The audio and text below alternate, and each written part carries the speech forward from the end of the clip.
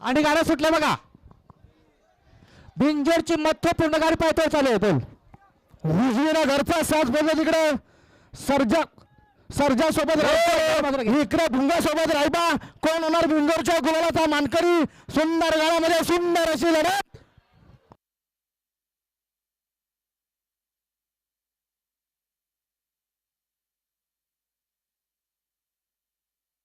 आता पेंडिंग शर्यत पेंडिंग. पंचांनी शर्यत पेंडिंग ठेवलेली आहे. आता शर्यत पेंडिंग आहे.